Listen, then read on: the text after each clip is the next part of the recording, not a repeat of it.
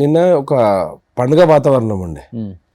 నిన్న మీరు చూస్తే మహిళలు 4-5 వేల మంది మహిళలు బతుకమ్మలు తీసుకొని వచ్చిండ్రు. ఓకే. తర్వాత అక్కడ ఎక్కడ చూసినా కానీ అంబర్పేటలో మన ఉస్మాన్ యూనివర్సిటీ నుంచి చేనంబర్ చౌరస్తా దాకా విపరీతమైన జనాలు రేవంత్ రెడ్డి గారికి స్వాగతం పలుకుతానికి. ఓకే. మహిళలు అయితే 2 గంటల నుంచి వెయిట్ చేసిండ్రు. రేవంత్ రెడ్డి గారు వస్తే ఆయన తోటి మేము బతుకమ్మలు తీసుకుపోయి బతుకమ్మ కుంటలు వేయాల్సిందే ఇవాళ ఆయనతోటే నడుస్తాం సార్ మేమని. సో అది ఎంత మంచి వాతావరణం అంటే అంత మంచి వాతావరణం. ఎందుకనంటే బతుకమ్మ కుంటకు ఒక ప్రాధాన్యత ఉంది. 40 ఏళ్ళ కింద అక్కడ అందరూ వచ్చి బతుకమ్మ ఆడేటోళ్ళు అంట. అది 15 ఎకరాల చెరువు ఉండే. అది కబ్జాలు పెట్టుకుంటే లాస్ట్కి 5 ఎకరాల 17 గుంటల లెక్క మిగిలింది. ఇప్పుడు అక్కడ లోకల్ నాయకుడు ఎడ్ల సుధాకర్ రెడ్డి అని అప్పుడు 2014లో కంటెస్ట్ కూడా బీఆర్ఎస్ నుంచి ఆయన ల్యాండ్ని కబ్జా పెట్టాడు.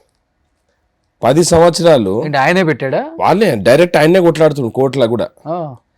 దానికి కేసీఆర్, కేటీఆర్, కవిత ముగ్గురు కూడా 10 సంవత్సరాలు వాళ్ళు ఉంటే ఒక్కరోజు కూడా బతుకమ్మ కుంటని కాపాడదామనే ఉద్దేశంలో వీళ్ళారు. అంటే పరోక్షంగా ఆయనకు మద్దతు తెలిపారు. సో కిషన్ రెడ్డి గారు అక్కడ ప్రాధాన్యత వహిస్తున్నారు. అప్పుడు ఎమ్మెల్యే కింద ఆయన అక్కడ 3 టర్మ్లు ఎమ్మెల్యే చేసిండు.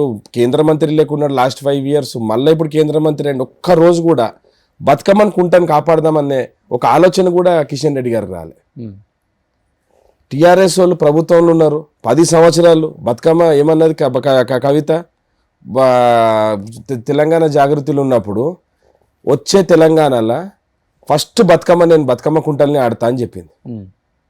ఎక్కడ పోయింది కవితమ్మ?